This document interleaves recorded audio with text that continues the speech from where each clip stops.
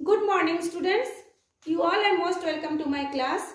आज हम आपके लिए लेकर के आए हैं क्लास 11th के 4 यूनिट के hybridisation in ethylene and acetylene molecule, यानी एथिलीन या एथीन तथा एसिटिलीन अणु में संकरण। ये कैसे होता है, संकरण क्या है, ये हमने आपको पहले ही बताया है। उसके कुछ रूल्स होते हैं, उस रूल्स को आप फॉलो कीजिए, आपको संकरण के बारे में पता चल जाएगा। लेकिन जब ये एथिलीन का संकरण होता है वो उसी रूल को ही फॉलो करता है, लेकिन इसमें थोड़ा सा हटके होता है, उसको मैं आज आप लोगों को बता रही हूँ। तो सबसे पहले हम जानते हैं एथेन एक एल्केन होता है जिसका सूत्र होता है C2H6। उसमें से जब 2 हाइड्रोजन निकल जाता है तब उसको कहा जाता है इथेन। एथेन से एथीन बनता है ना, एथेन से एथीन। फिर एथीन में से जब 2 हाइड्रोजन और निकल जाता है तब उसको बनता है एथाइन, है ना। तब उसमें क्या बनता है, एथाइन बनता है, आपका एथाइन बनता है। ठीक, तो इथेन से बनता है एथीन और इथेन से एथीन और एथीन से बनता है एथाइन। तो ये जो एथीन है उसको हम लोग एथिलीन भी बोल सकते हैं। क्यों? क्योंकि इन कब होता है, जब डबल बॉन्ड लगता है, और आयन कब बनता है, जब ट्रिपल बॉन्ड लगता है ना। तो इसको एसिटिलीन भी कहा जाता है, एसिटिलाइन भी कहा जाता है और एथाइन भी कहा जाता है। तो अलग अलग बुक में अलग अलग दिया हुआ है, उसके लिए उतना घबराने की जरूरत नहीं है। आपके बुक में जो दिया है आप वैसे ही उसको पढ़िए। मेन है इसका स्ट्रक्चर कैसे बनता है, ये एग्जाम में पूछा जाता है। तो सबसे पहले हम एथीन का देखते हैं, जिसको हम एथिलीन भी बोलते हैं। इसका सूत्र है C2H4। तो C2H4 क्या है, कार्बन के साथ कौन जुड़ा है, हाइड्रोजन। कितने कार्बन के साथ, 2 के साथ 4 हाइड्रोजन इसमें जुड़ा हुआ है। तो जब वो संकरण होता है हम लोग क्या चीज देखते हैं कि उसका पहले एटॉमिक नंबर क्या है, फिर उसका इलेक्ट्रॉनिक कॉन्फ़िगरेशन क्या है, पहले हम उसको देखते हैं। तो इसमें क्या होता है, एक कार्बन एटम, इसमें कितना कार्बन है, 2। तो एक एक कार्बन एटम के एक s ऑर्बिटल तथा 2 p ऑर्बिटल आपस में मिल करके 3 नए sp2 संकरित ऑर्बिटल या हाइब्रिड ऑर्बिटल का फॉर्मेशन करते हैं। फिर से मैं बता रही हूँ, इसमें एक कार्बन एटम के एक s ऑर्बिटल तथा 2 p ऑर्बिटल आपस में मिल करके 3 नए sp2। अब sp2 कैसे आया मैं बता रही हूँ, संकरित कक्षक बनाते हैं। तो सबसे पहले हम लोग एक कार्बन के यदि बना लेंगे तो दूसरे कार्बन का भी सेम टू सेम होगा। कार्बन का एटॉमिक नंबर कितना होता है, 6। उसका कॉन्फ़िगरेशन कैसा होगा, उसका कॉन्फ़िगरेशन होगा 1s2 2s2 2p2। ये है इसका outer most shell 2s2 2p2। ठीक है, और हाइड्रोजन का कितना होता है, एटॉमिक नंबर 1, इसलिए इसका इलेक्ट्रॉनिक कॉन्फ़िगरेशन होगा 1s1। अब एक कार्बन का जब हम लोग इसका ग्राउंड स्टेट यानी सामान्य अवस्था और जब उत्तेजित अवस्था एक्साइटेड स्टेट देखते हैं तब क्या होता है, इलेक्ट्रॉन कहाँ जाता है, पहले उसको आप समझ लीजिए। देखिए 1s में 2 इलेक्ट्रॉन है जो कि बॉन्ड बनाने में भाग नहीं लेता, यानी ओवरलैपिंग में हिस्सा नहीं लेता।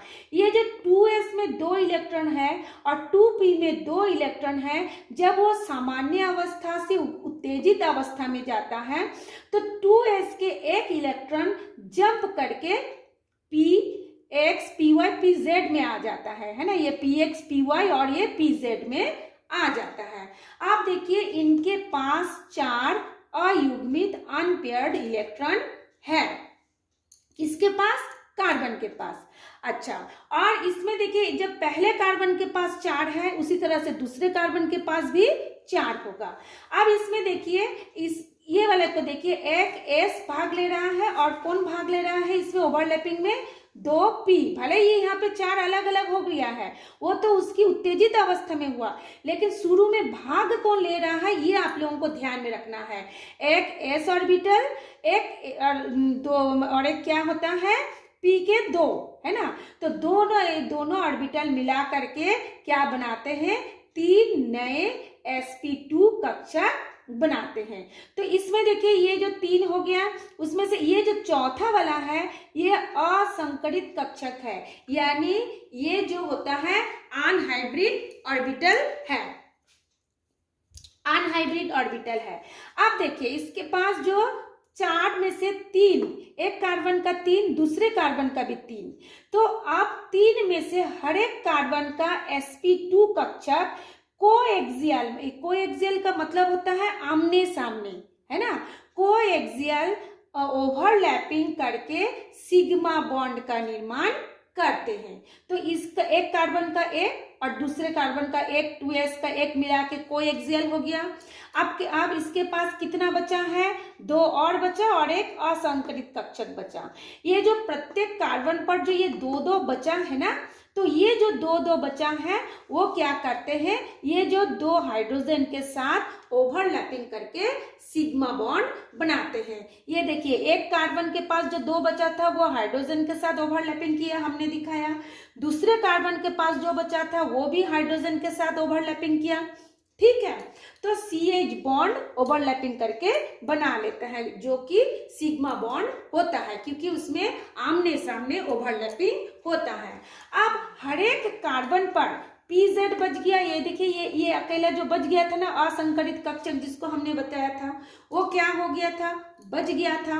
तो पहले कार्बन का PZ और दूसरे कार्बन का PZ, वो फिर दोनों क्या करते हैं, पार्श्ववर्ती ओवरलैपिंग करते हैं, यानी साइड वाइज, किनारे किनारे उसकी साइड से वो ओवरलैपिंग करते हैं, मतलब एक दूसरे में समा जाते हैं। आंशिक रूप से एक दूसरे में समा जाने को कहा जाता है ओवरलैपिंग। तो ये देखिए अब हम लोग दिखाते हैं, कार्बन का कितना हो गया टोटल, एक इलेक्ट्रॉनों की संख्या कितने हो गई, 4। तो एक कार्बन का 4 है, तो 4 में से एक जो होता है दूसरे कार्बन के साथ sp2 संकर किया है, और जो 3 बचा है उनमें से देखिए ये 2 हाइड्रोजन के साथ किया है, ये भी 2 हाइड्रोजन के साथ किया है, और जो लास्ट वाला जो चौथा वाला बचा है, ये देखिए इसको इस P के साथ, इस P को हमने डॉटेड लाइन से बताया है, इसको कहा जाता है साइड वाइज ओवरलैपिंग।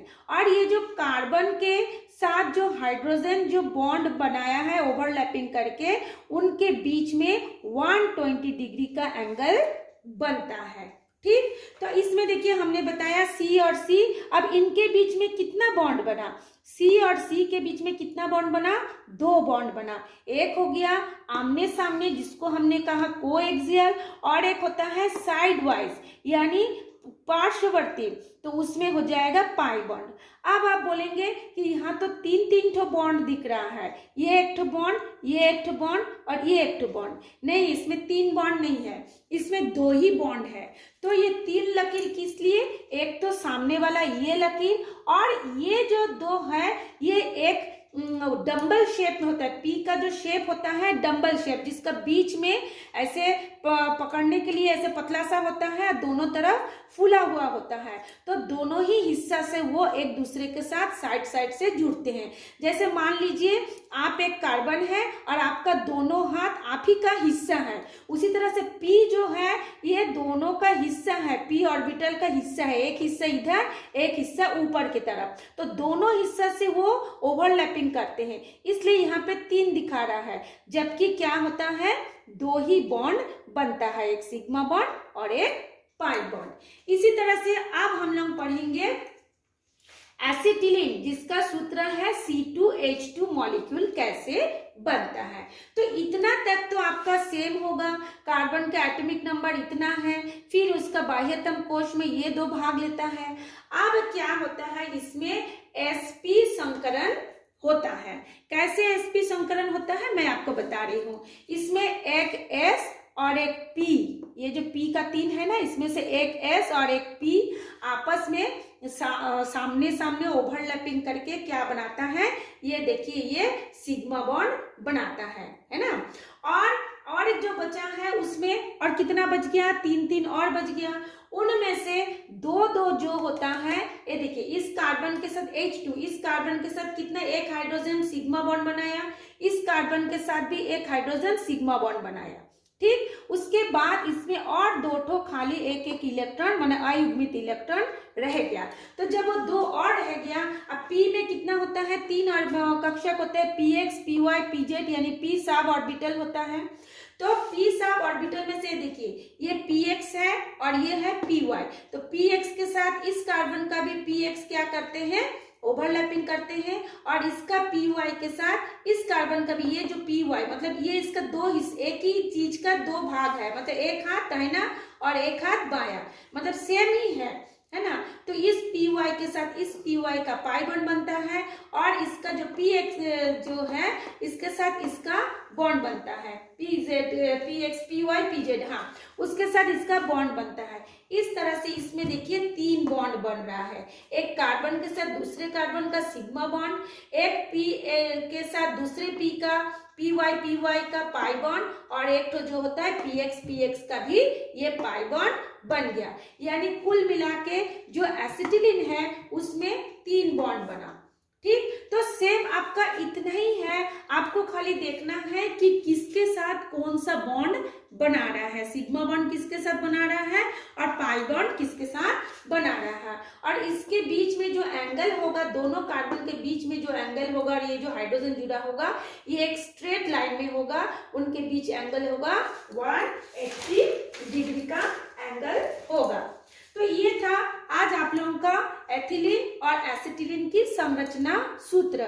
एग्जाम में आता है कि एथिलीन और एसिटिलीन का संरचना सूत्र कैसे होता है, क्यों उसमें 3 बॉन्ड बनता है, और 3 बॉन्ड में से कौन सा सिग्मा बॉन्ड होगा, कौन सा पाई बॉन्ड होगा, और उसकी संख्या कितनी होगी।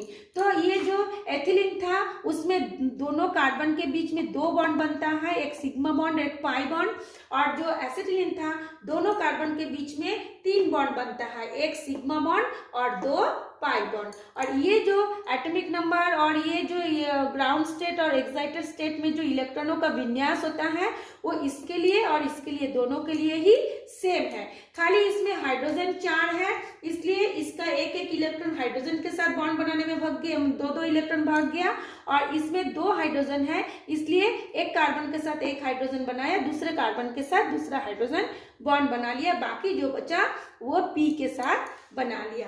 तो ये था आपका संरचना सूत्र एथिलीन और एसिटिलीन का। आज का क्लास इतना ही था, हम फिर से कुछ नया टॉपिक लेके आपको दूसरे क्लास में फिर ज्वाइन करेंगे। तब तक के लिए आप इसको याद करते रहिए समझ के। Thanks for watching me.